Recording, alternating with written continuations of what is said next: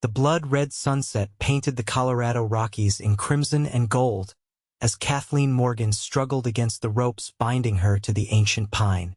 Her wrists burned raw, and her throat had gone parched hours ago. But it wasn't the discomfort that made her heart hammer against her ribs, it was the hastily scrawled note nailed to the trunk above her head. "Take her. She's yours." The sound of approaching hoofbeats sent a fresh wave of terror through her body. Her captors, the 3 men who had dragged her from the stagecoach, had promised someone would come for her. Someone worse than them. She twisted frantically against her bonds, but they only bit deeper into her skin. A lone rider appeared at the edge of the clearing, his face shadowed beneath a wide-brimmed hat. The last rays of daylight caught on his spurs and the pistol at his hip as he dismounted with the easy grace of a man who'd spent his life in the saddle. "Please," Cathleen whispered, her voice cracking. "Please don't hurt me." The stranger approached slowly, stopping to read the note.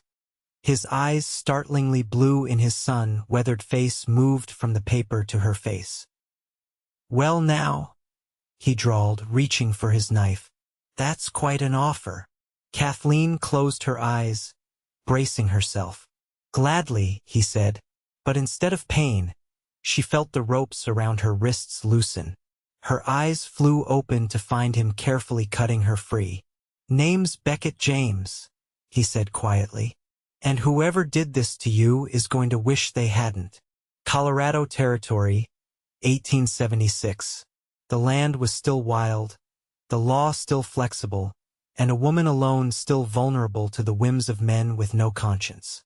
Cathleen had learned this lesson brutally in the past 24 hours. "Can you stand, miss?" Beckett asked, supporting her elbow as the last of the ropes fell away. Her legs buckled immediately, numb from hours of standing. He caught her with strong, steady hands, his touch impersonal yet somehow reassuring. "I've got water in my saddlebag," he said. "And jerky. You look like you could use both." Cathleen nodded, too exhausted and relieved to speak. As he helped her to a fallen log, she studied him more carefully.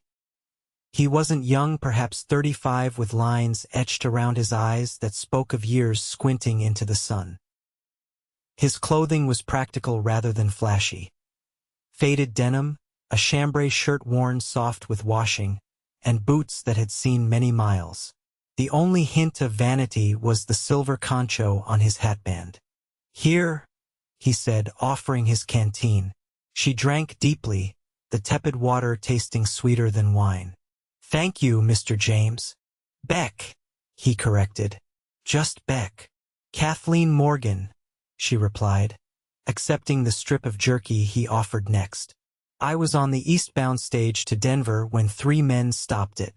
They took me, but left the other passengers alone." Beck's expression darkened. "The Sheridan boys and their cousin, if I had to guess.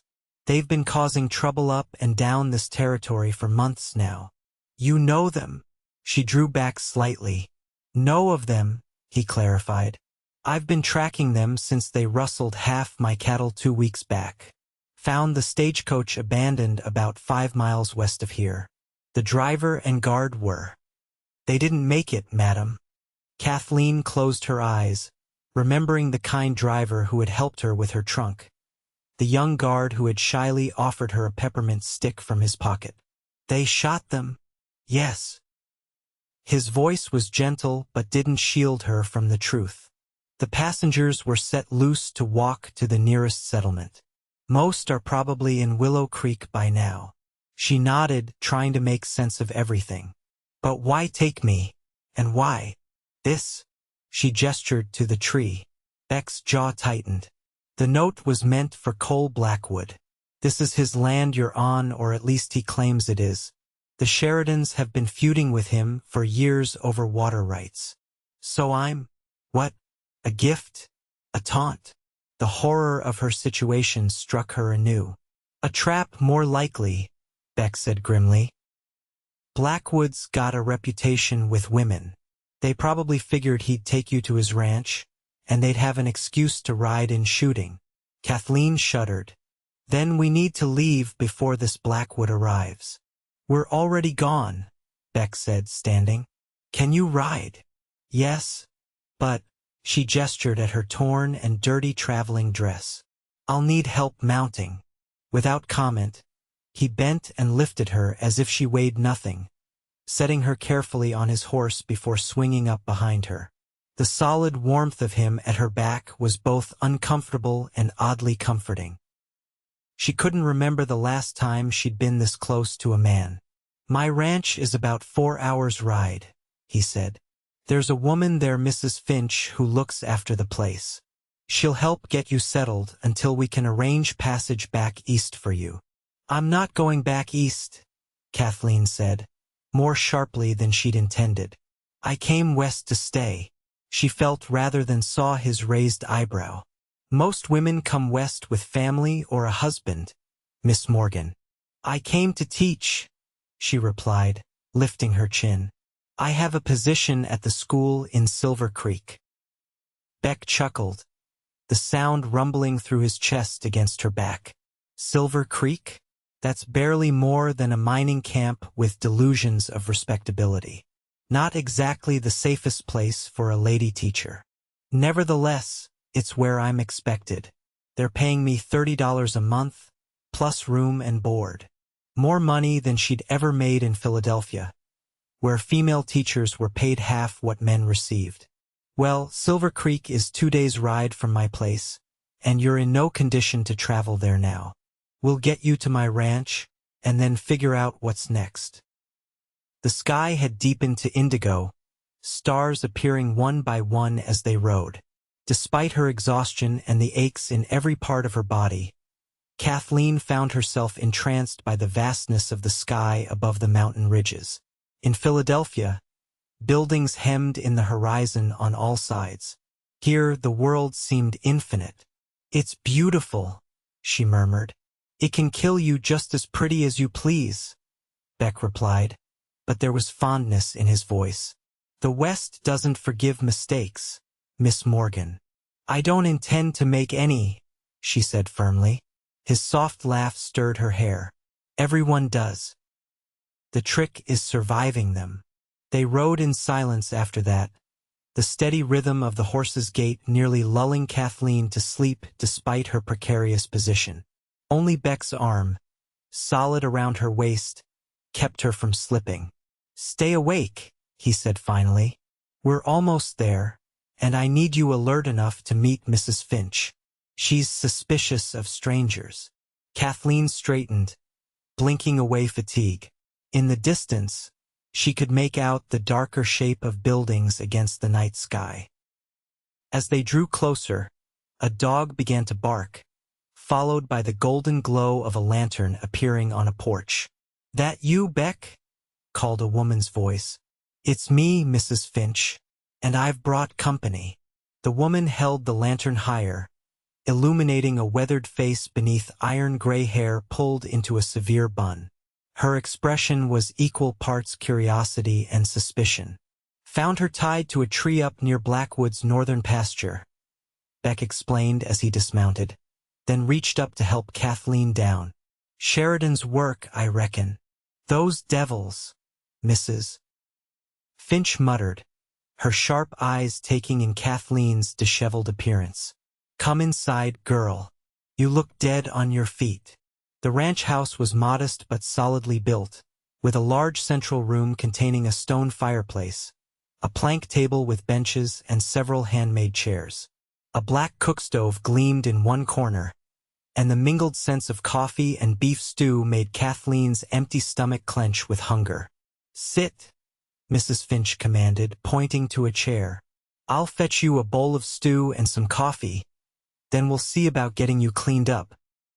Kathleen sank gratefully into the chair, suddenly aware of how filthy and bedraggled she must look. Her dress, her second-best traveling outfit, was torn at the hem and stained with dirt and pine sap. Her carefully pinned hair had come loose, and she could feel twigs and bits of bark caught in the tangled strands. Beck had moved to the washstand by the door, pouring water from a pitcher to wash the trail dust from his hands and face. In the lamplight, she could see him more clearly. The strong line of his jaw darkened with stubble, the small scar that bisected one eyebrow, the laugh lines around his eyes that suggested he smiled more often than he frowned. "You own this ranch?" she asked. He nodded, drying his hands on a towel. "Such as it is. 200 acres, about 80 head of cattle, a few horses. Nothing fancy, but it's mine." "You're not married?" The question slipped out before she could stop it. His mouth quirked up at one corner. "No, madam. Just me and Mrs. Finch, who tolerates my bachelor ways because I pay her well. And because you'd burn the place down trying to cook for yourself," Mrs. Finch interjected, setting a steaming bowl before Kathleen. "Eat, girl. You're thin as a rail." Kathleen didn't need to be told twice. The stew was simple but delicious, rich with vegetables and tender beef. She was halfway through the bowl before she remembered her manners. "Thank you," she said. "Both of you. I don't know what would have happened if—" "Best not to dwell on what didn't happen," Beck said quietly. "Mrs. Finch, Miss Morgan here is bound for Silver Creek. Hired to teach school there." Mrs. Finch's eyebrows rose. "Silver Creek? That cesspool." "It's a growing community," Kathleen defended. "The mine owner, Mr. Harrison, has invested in building proper facilities, including a schoolhouse. Silas Harrison is a shrewd businessman who knows educated workers are more productive," Mrs. Finch said dryly. "But that doesn't change the fact that Silver Creek has 3 saloons, 2 brothels, and 1 church that doubles as the schoolhouse on weekdays." Kathleen set down her spoon. "I'm aware of the challenges, but children deserve education regardless of where they live, and I intend to provide it." Mrs. Finch studied her for a long moment, then nodded approvingly. "You've got spine, at least. You'll need it." She turned to Beck. "The girl can have the spare room. I'll find her something clean to wear and heat water for a bath." After Mrs. Finch left to prepare the bedroom, Beck settled into the chair across from Kathleen, stretching his long legs toward the fire. "Silver Creek is still 2 days' ride from here," he said. "And those Sheridan boys are still out there." "I can pay for an escort," Kathleen said. "I have some money." He shook his head. "That's not what I meant. You need time to recover, and I need to deal with the Sheridans before they cause more trouble. I was planning to head to Willow Creek tomorrow to speak with the sheriff." "I'll go with you," she said immediately. "I should report what happened, and Willow Creek is on the way to Silver Creek." "It is," he agreed. "But you need rest first. Stay here a few days. Then I'll take you to Willow Creek myself." Something in his tone not commanding, but matter-of-fact both irritated and reassured her. "You're very certain of your plans, Mr. James?" "Beck," he corrected again. "And yes, I generally am. It's kept me alive so far." Mrs. Finch returned, carrying a folded nightgown and robe. "Bath's ready in the back room. Leave your clothes outside the door, and I'll see what can be salvaged." The promised bath was heaven, a large tin tub filled with steaming water, a cake of soap that smelled of lavender, and a small screen providing privacy in the corner of what appeared to be a combined laundry and storage room. Kathleen sank into the water with a sigh, watching dirt and pine needles swirl away from her skin. As she scrubbed, her thoughts returned to the events of the day. She'd come west seeking independence, a fresh start away from the memories and restrictions of Philadelphia. Her parents had died within months of each other 2 years ago, leaving her with just enough money to secure her teaching credentials and survive until she found a position. When she saw the advertisement for a teacher in Silver Creek, offering wages that would allow her to save towards someday opening her own school, she'd seized the opportunity. Now, less than a week into her journey, she'd nearly been. She shuddered, unable to complete the thought. If Beck hadn't found her when he did. A knock at the door interrupted her dark musings. "There's a comb and brush on the shelf, Mrs." Finch called. "And I've laid out some liniment for those rope burns on your wrists."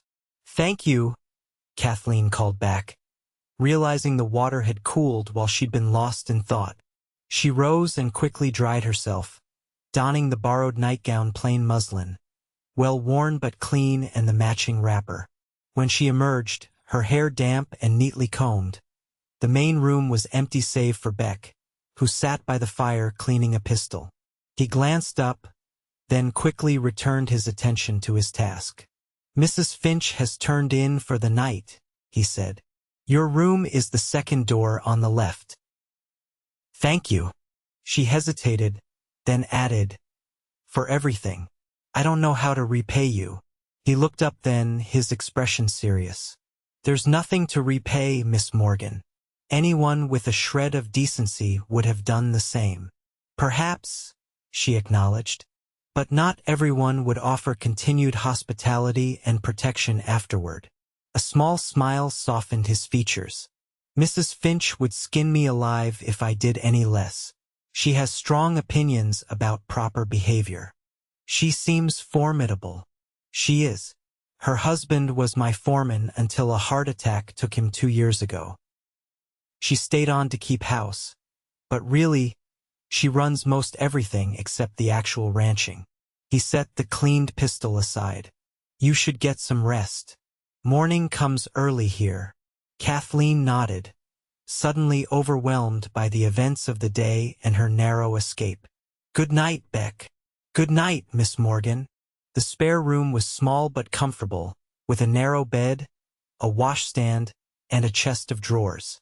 Someone, Mrs. Finch, presumably had left a small lamp burning and turned down the quilt.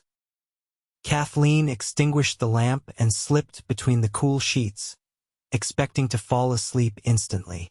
Instead, she found herself staring into the darkness, reliving the terror of being taken from the stagecoach, the rough hands binding her to the tree, the mocking laughter of the men as they rode away, leaving her to an unknown fate. Only when she focused on Beck's arrival, the relief of seeing compassion rather than cruelty in his eyes, could she finally relax enough for sleep to claim her. She dreamed of running through endless forests, pursued by faceless men, only to be caught not by her tormentors but by strong arms that lifted her toward a sky brilliant with stars. Morning arrived with the crowing of a rooster and the clatter of pots in the kitchen. Cathleen dressed quickly in her own chemise and petticoat, which someone had washed and left folded on the chest, and the borrowed wrapper. Her dress was nowhere to be seen, presumably still being cleaned or mended. In the kitchen, Mrs. Finch was frying bacon, the rich aroma making Kathleen's stomach growl. Through the window, she could see Beck in the yard, talking to a young man who nodded earnestly at whatever instructions he was receiving. "Sleep well?" Mrs. Finch asked without turning. "Yes, thank you," Cathleen replied, though it wasn't entirely true. "Can I help with breakfast?" "You can set the table. Plates in that cupboard, utensils in the drawer below." Mrs. Finch flipped the bacon expertly. "Beck says you're staying a few days before heading to Willow Creek." "Yes, he thought it best," Cathleen said, gathering plates. "Though I'm eager to reach Silver Creek before the school term is meant to begin." "Sensible to rest first," Mrs. Finch commented. "Those rope burns need time to heal, and you're still looking peaked." Cathleen glanced at her wrists, where angry red marks circled like bracelets. "They look worse than they feel." Mrs. Finch clearly didn't believe her. "I've put salve and bandages on the washstand in your room. Use them after breakfast." The back door opened, and Beck entered, removing his hat. "Morning, ladies. Something smells good." "Sit," Mrs. Finch ordered. "Coffee's hot." They ate breakfast mostly in silence: bacon, biscuits with honey, and strong black coffee. Beck seemed preoccupied, his gaze occasionally drifting to the window. "Problem?" Mrs. Finch finally asked. "Maybe," he replied. "Sent Jimmy to check the north pasture fence. Thought I saw signs of tampering yesterday." The Sheridans again? Could be. He turned to Kathleen. We lost 8 head last month. Cut fence, missing cattle. First time they've escalated to stopping stagecoaches, though. Why would they do that? Kathleen asked.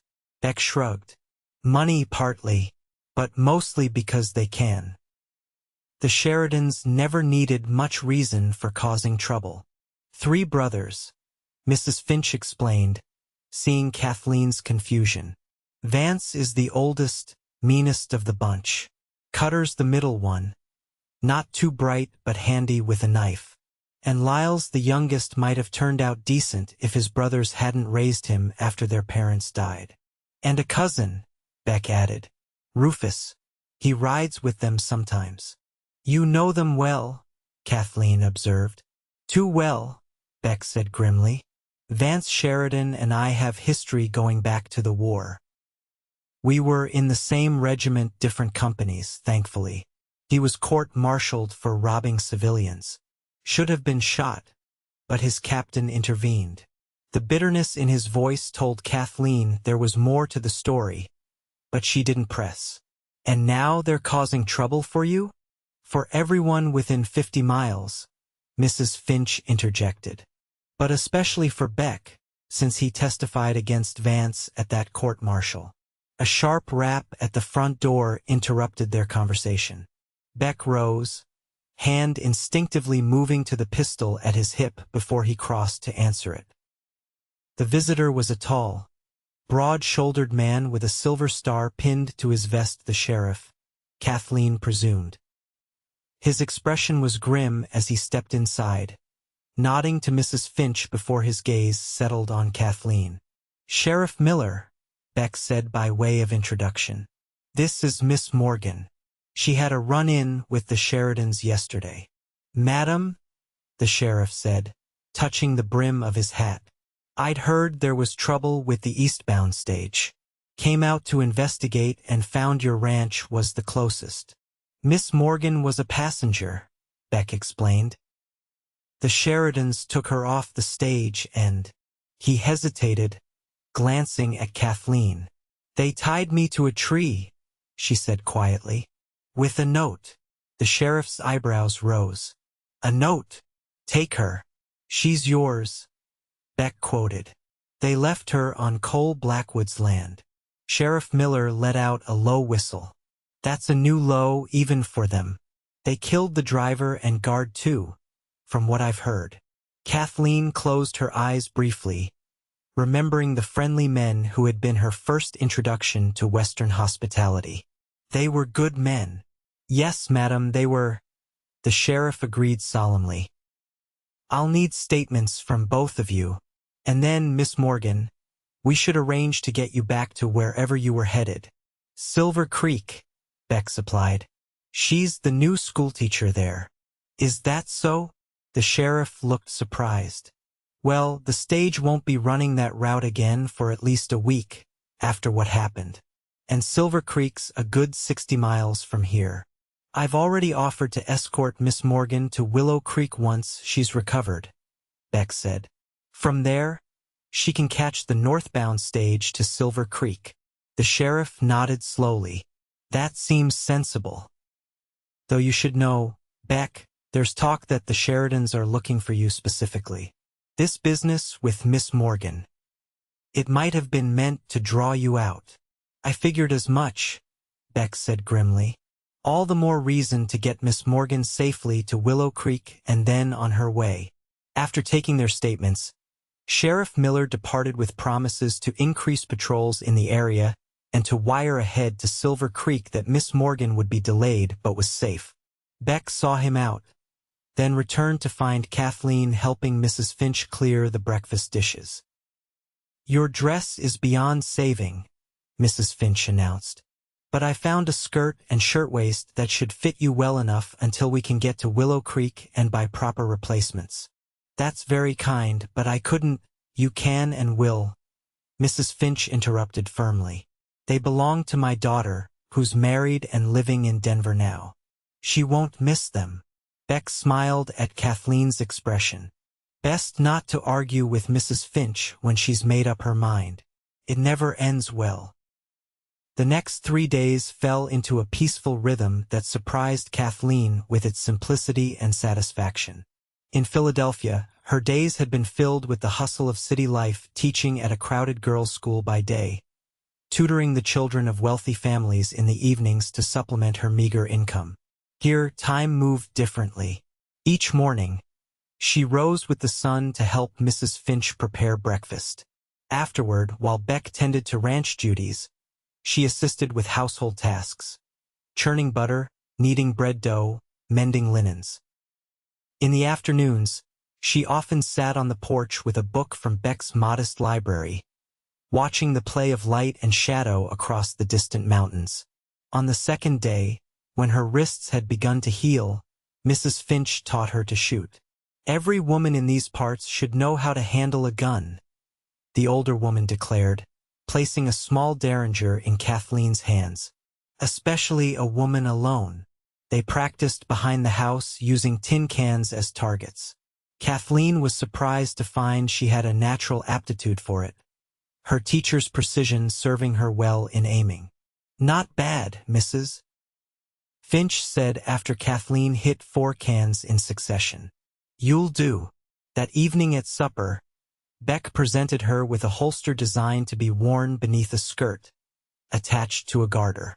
"It was my mother's," he explained, his ears reddening slightly at the intimate nature of the gift.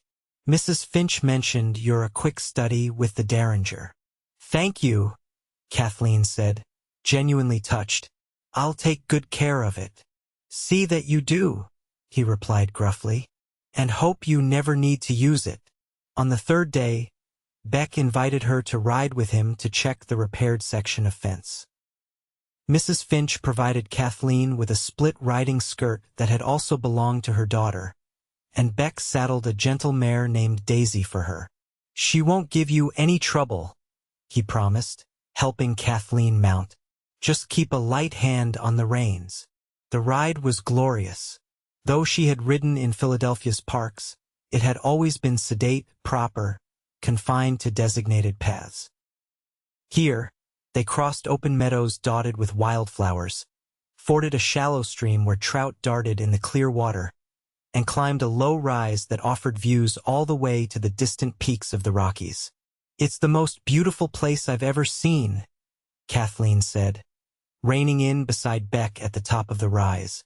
He looked pleased, his usual reserve softening. "It grows on you. When I first came here after the war, I thought I'd stay a year or two, save some money, then move on. That was 8 years ago. What made you stay?" He gazed across the landscape, considering. "Peace, I suppose. After 4 years of fighting, the quiet felt like a gift. And there's something about building rather than destroying that heals a man's soul." It was the most personal thing he'd shared with her, and Kathleen found herself wanting to know more about this quiet, competent man who had saved her without hesitation. "Were you at Gettysburg?" she asked softly. Many of the veterans she'd known in Philadelphia had fought in that terrible battle. "And Antietam, and the Wilderness." His expression closed slightly. "But that's all in the past." "Is it?" she asked gently. "You still carry it with you." His eyes met hers, surprised and then thoughtful. "Perhaps, but out here it's easier to put it aside." He gestured toward the repaired fence line below them. "There's always the next task, the next season. No time to dwell." They rode in companionable silence after that, checking the fence and then circling back toward the ranch as the afternoon shadows lengthened. Halfway home, Beck suddenly reined in, holding up a hand for Kathleen to do the same. "What is it?" she whispered, sensing his tension. "Smoke," he said grimly, pointing to a thin, dark column rising from the direction of the ranch. "And too much of it to be just the cook stove." Without another word, he spurred his horse forward. Kathleen followed, her heart hammering with sudden fear. As they crested the final hill, the source of the smoke became horrifyingly clear. The ranch house was ablaze, flames shooting from the roof and windows. "Mrs. Finch," Beck shouted, galloping toward the inferno. They were still 100 yards away when 4 riders emerged from behind the burning building, heading directly toward them. Even at a distance, Cathleen recognized the cruel face of the man who had tied her to the tree. "Sheridan's," Beck growled, drawing his pistol. "Get behind me, Cathleen." But it was too late for hiding. The approaching riders had spotted them and were spreading out, clearly intending to cut off any escape. "Well, look who it is," called the lead rider, Vance Sheridan. Cathleen presumed. "The hero and his little schoolmarm. Wasn't expecting you back so soon, Beck. Thought you'd be occupied a while longer with Cole Blackwood." "Where's Mrs. Finch?" Beck demanded, his voice deadly quiet. Vance grinned, an expression devoid of humor or humanity. "The old woman? She put up quite a fight. Got Rufus in the arm with that shotgun of hers before Cutter put a stop to it." Cathleen felt the blood drain from her face. "You killed her."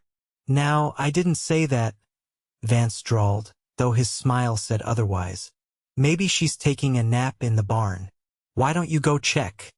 Beck's face had gone white with fury. "You're dead men," he said, his voice eerily calm. "All of you."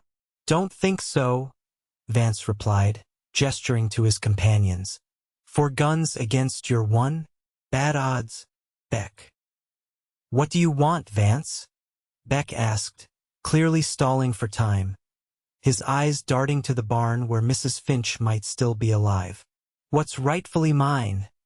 Vance snarled, all pretense of amusement gone. "You took everything from me, Beck. My reputation, my future. Now I'm taking everything from you." The tension stretched taut as a bowstring.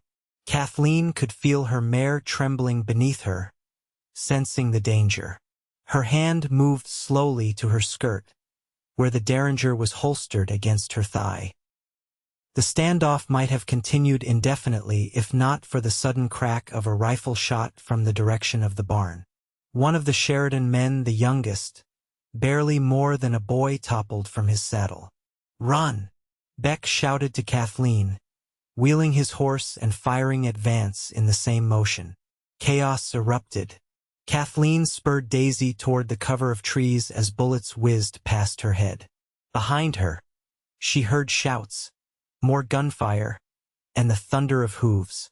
She didn't dare look back, focusing only on reaching the safety of the forest. She had almost made it when something slammed into her shoulder, knocking her from the saddle. The ground rushed up to meet her, driving the breath from her lungs. For a moment, she lay stunned, unable to move or think. "Got her!" Someone shouted the man called Cutter. She thought dimly. Footsteps approached.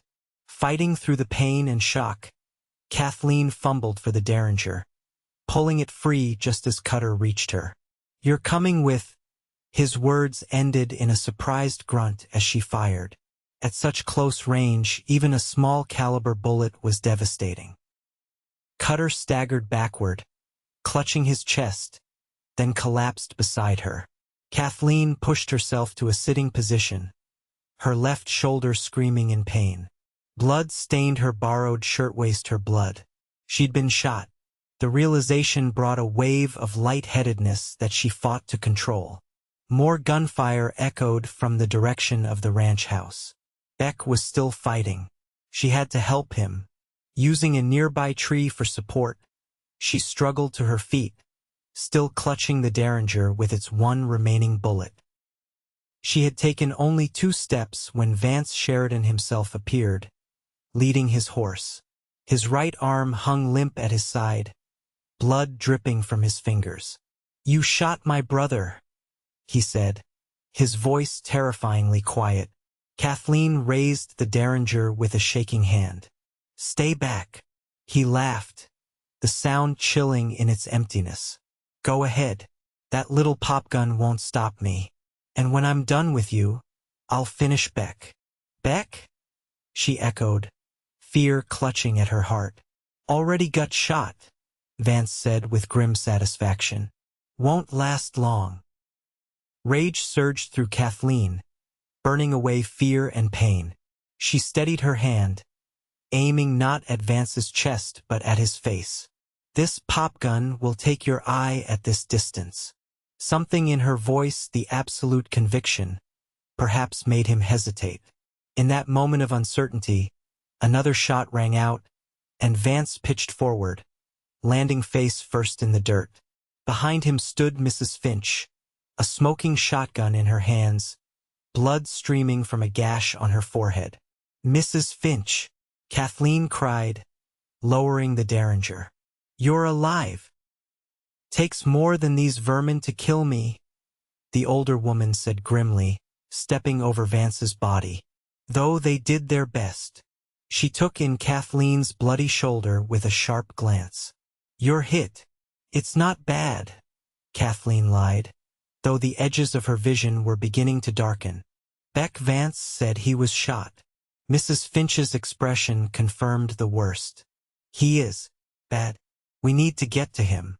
Together, they made their way back toward the ranch, Mrs. Finch supporting Cathleen when her steps faltered.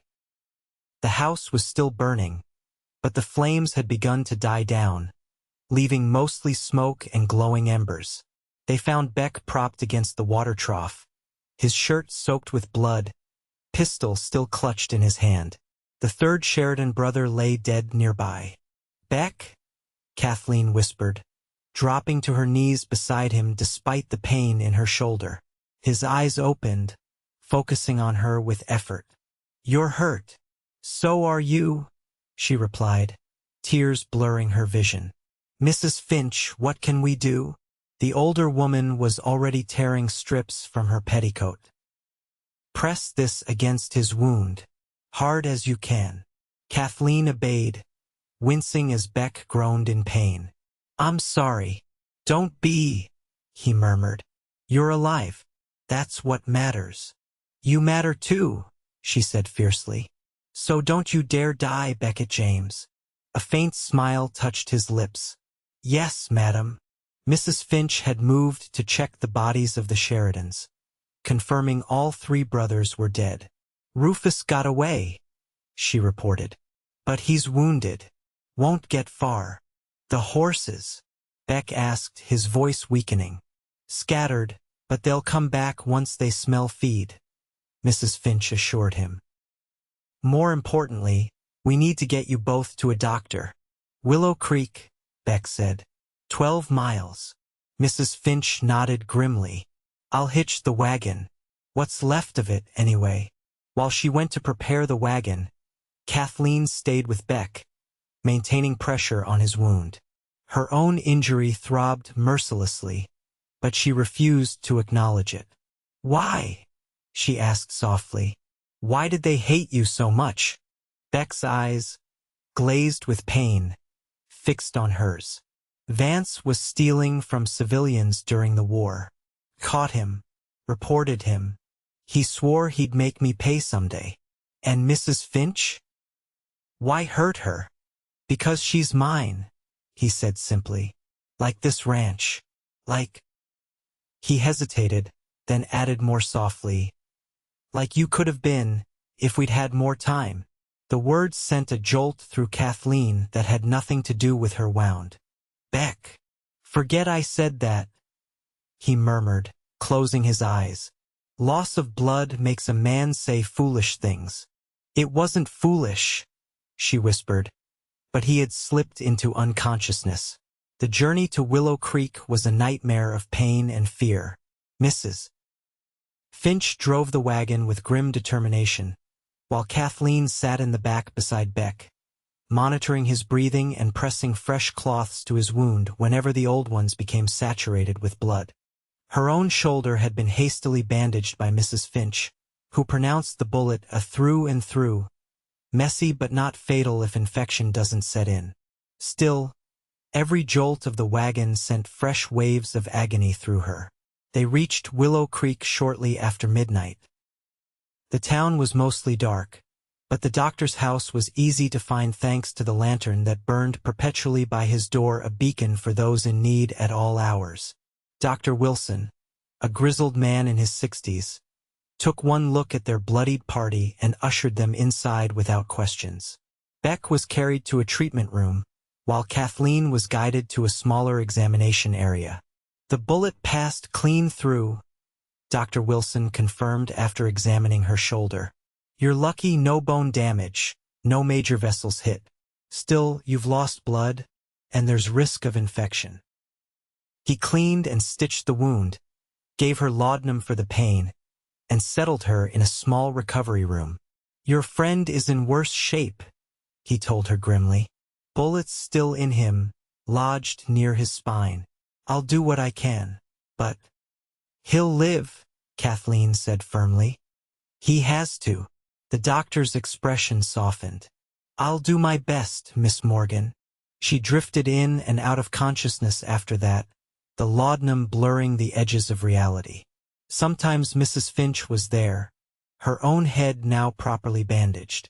Sometimes it was Sheriff Miller, asking gentle questions about the attack.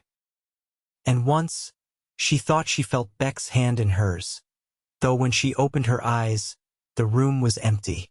It was late afternoon of the following day when she finally woke fully, the laudanum haze dissipating to reveal sharp clarity and pain. Mrs. Finch sat beside her bed, mending a tear in what looked like Beck's shirt. He's alive, the older woman said without preamble, seeing the question in Kathleen's eyes. Touch and go for a while, but the doctor got the bullet out. Says if infection doesn't set in, he should recover. Relief made Kathleen's eyes fill with tears. Thank God. And the ranch. House is gone, Mrs. Finch said matter-of-factly. But the barn's still standing, and most of the livestock came back once the shooting stopped. We'll rebuild. We. Mrs. Finch's stern face softened slightly. Beck's like a son to me. Where else would I go? What about Silver Creek? Cathleen asked. I'm supposed to start teaching in less than 2 weeks. Sheriff wired them yesterday. Told them what happened. Said you'd be delayed. Did they? Was there a reply? Mrs. Finch hesitated. They've filled the position. Seems Mr. Harrison's niece arrived from Boston earlier than expected, with teaching credentials of her own. The news should have devastated her. All her plans, her journey west, her dreams of independence all seemingly for nothing. Yet strangely, Cathleen felt only a calm certainty that this change in plans was somehow right. I see, she said finally. Well, I suppose I'll need to find another position once I've recovered. Mrs. Finch studied her with shrewd eyes. Or you could stay.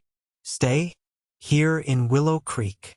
Or at the ranch, Mrs. Finch suggested, her tone deliberately casual. Beck will need help during his recovery.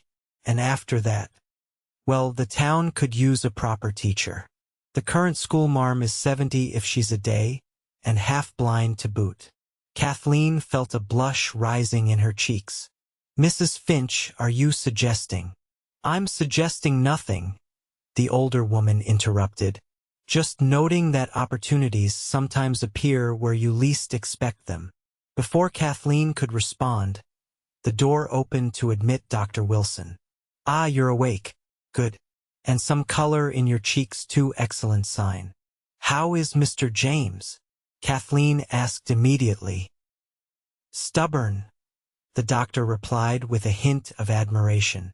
Insists on sitting up already, though I've told him it's too soon. Keeps asking about you. May I see him? Dr. Wilson exchanged glances with Mrs. Finch. A short visit only. You're both still weak, and I won't have my patients undoing my good work through sheer pig-headedness. With Mrs. Finch's help, Cathleen donned a borrowed wrapper over her nightgown and made her way to Beck's room at the end of the hall. Her legs felt wobbly, and her shoulder protested every movement, but determination carried her forward. Beck was indeed sitting up, propped against pillows, his face pale but alert. When he saw her in the doorway, something in his expression shifted relief, joy, and something deeper that made her heart skip. "You're supposed to be resting," he said, his voice rough but strong. "So are you," she countered, moving to the chair beside his bed. "But I had to see for myself that you were really going to be all right. It'll take more than Vance Sheridan to finish me," he said, though the bandages visible beneath his nightshirt suggested it had been a near thing. "How's your shoulder?" "Healing," she assured him. "Dr. Wilson says I was fortunate." "We both were," Beck said quietly. "Mrs. Finch too." Silence fell between them, not uncomfortable but weighted with things unsaid. Finally, Beck reached for her hand, his touch gentle but sure. "Mrs. Finch tells me you've lost your teaching position in Silver Creek." Kathleen nodded.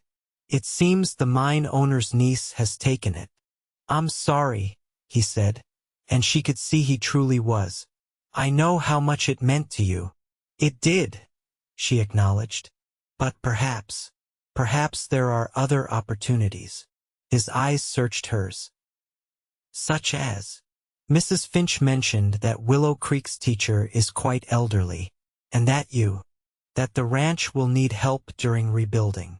A smile slowly spread across his face, the first full, unguarded smile she'd seen from him. Did she now?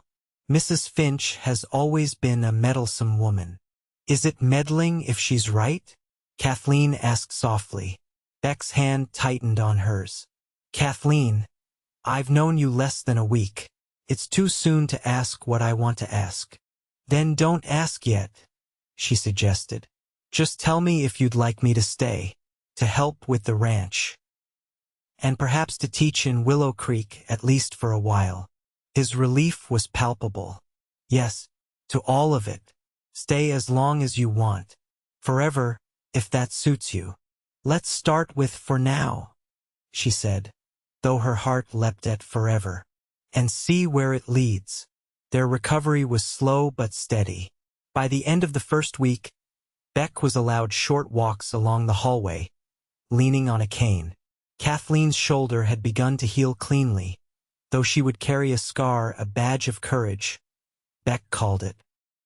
Sheriff Miller visited frequently, bringing news that Rufus Sheridan had been found dead of his wounds 10 miles outside of town, and that with all 4 men gone, the territory was enjoying an unprecedented peace.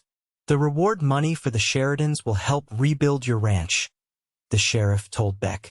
"Governor had a $1,000 bounty on Vance's head alone." "Blood money," Beck muttered, but he didn't refuse it. As they recovered, Kathleen found herself spending more and more time with Beck playing chess in the doctor's parlor, reading aloud to him from the local newspaper, or simply sitting in companionable silence as they both regained their strength. She learned that he had grown up in Pennsylvania, not 50 miles from Philadelphia, though they had never crossed paths. That he had joined the Union Army at 19, fought through the bloodiest battles of the war, and emerged with both physical and invisible scars. That he had come west seeking not fortune but peace, and had found it in the quiet rhythms of ranch life. In turn, she told him about her childhood as the daughter of a professor and a seamstress, her determination to become a teacher despite her father's belief that higher education was wasted on women, and her grief when both parents died within months of each other, leaving her alone in the world. "Not alone anymore," Beck said quietly when she finished her story. "Not if you don't want to be."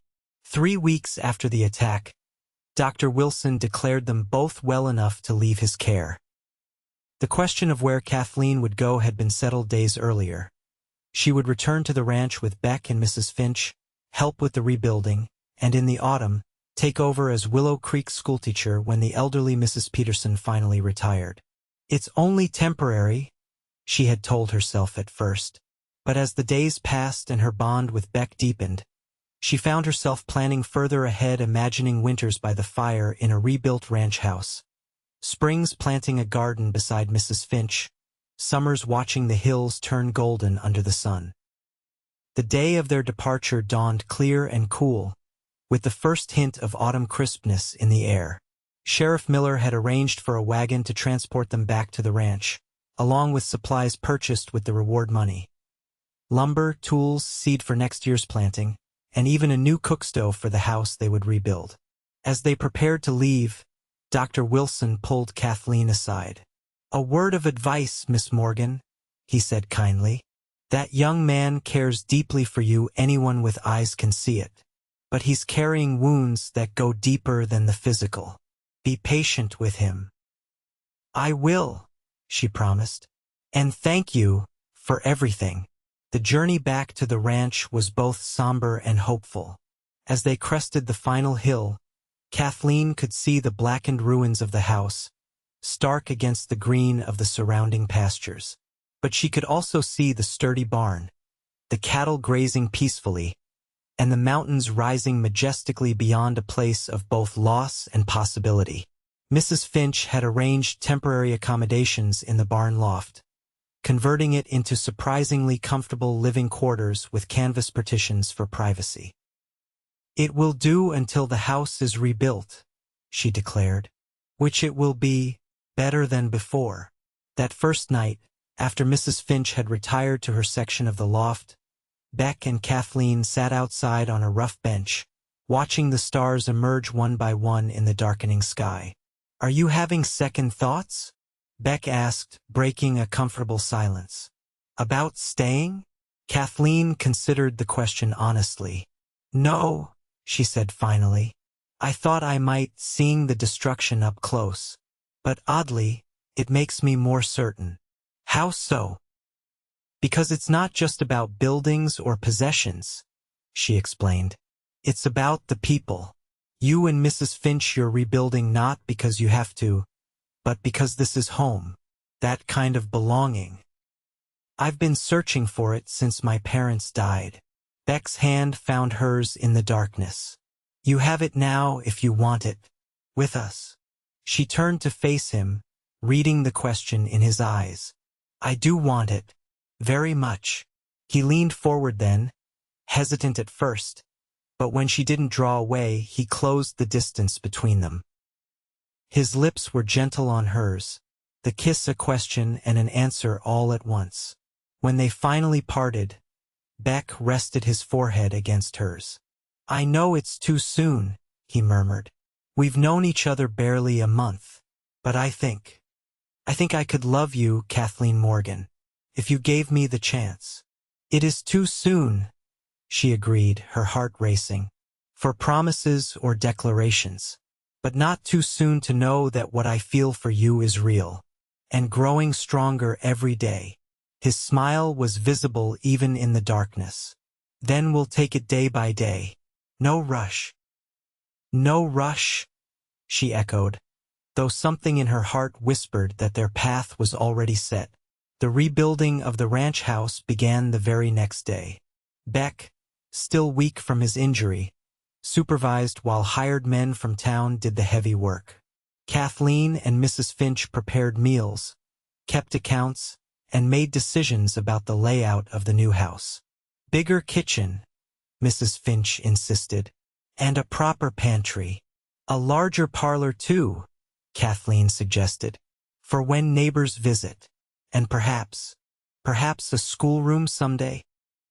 The idea had been forming in her mind. A small school right on the ranch, where children from outlying farms could come to learn without the long journey to town. Beck, overhearing, smiled.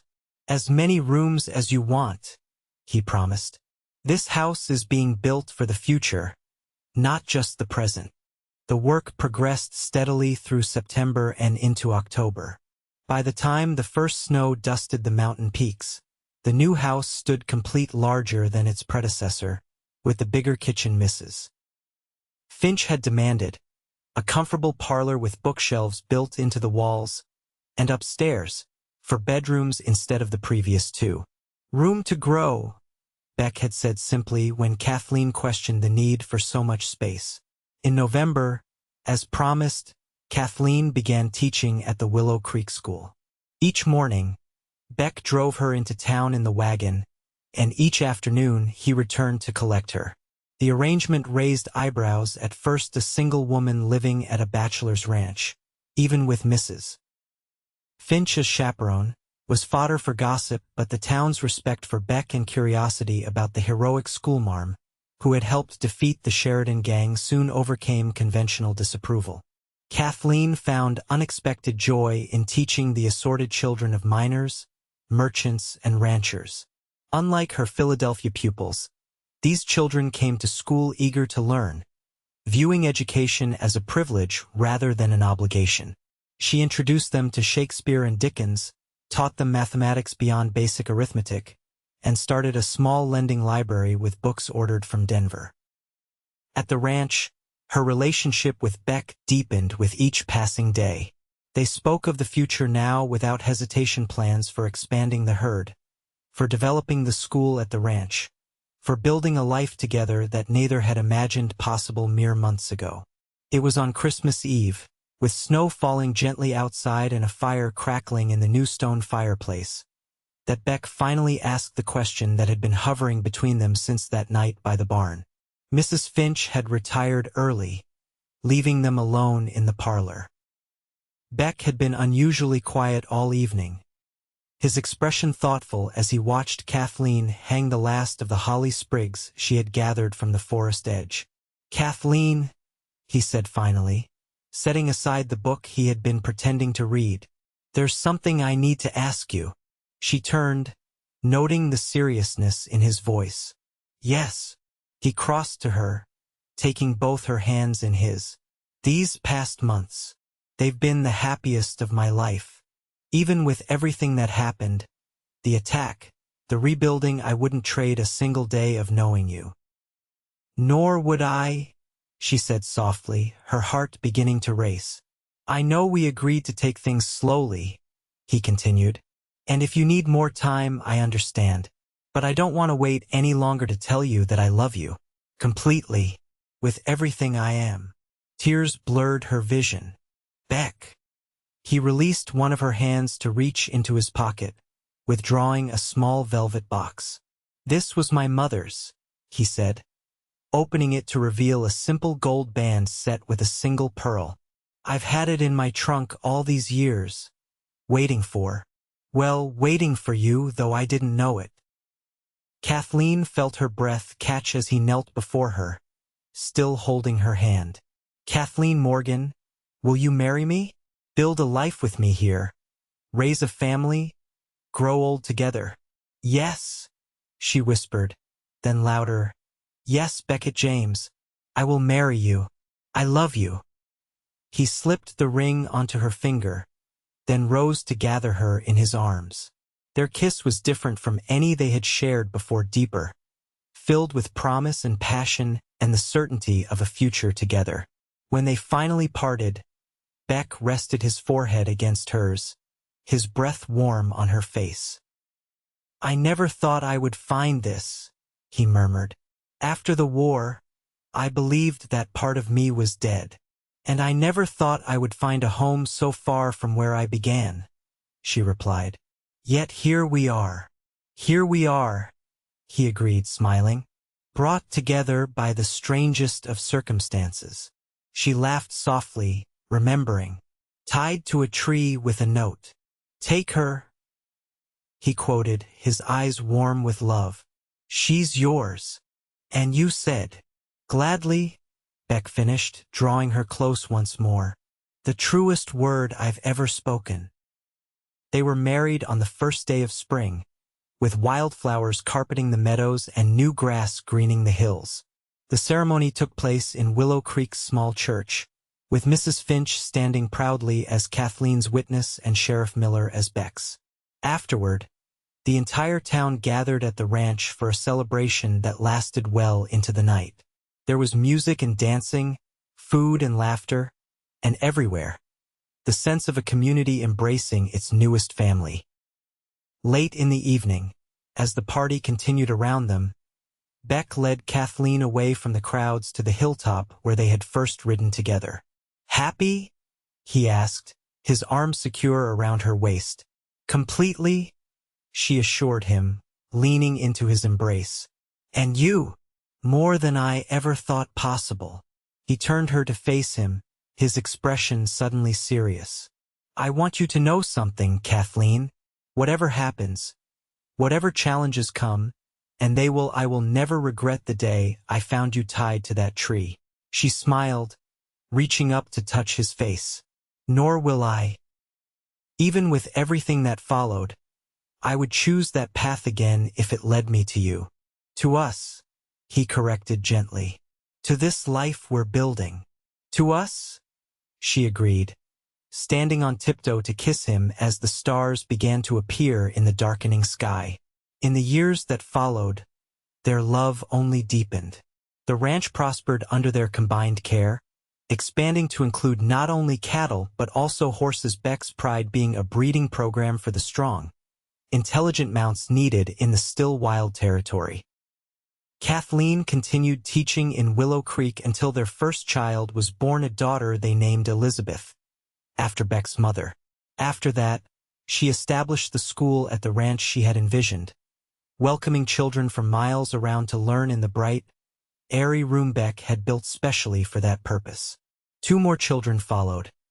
James, named for Beck's father, and Charlotte, named for Mrs. Finch, whose gruff exterior had long since given way to devoted grandmotherly affection. There were challenges, of course. Harsh winters that threatened the herd, drought summers that withered crops, the normal conflicts of any marriage between 2 strong-willed individuals. But through it all, their bond remained unbroken, strengthened by shared purpose and enduring love. On their 10th anniversary, Beck presented Kathleen with a gift, a small silver locket containing miniature portraits of their children.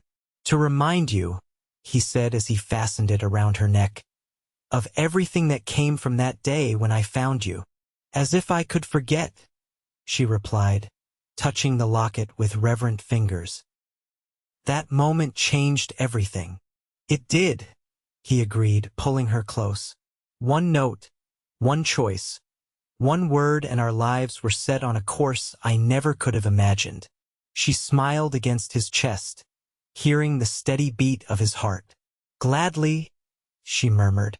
Always, gladly.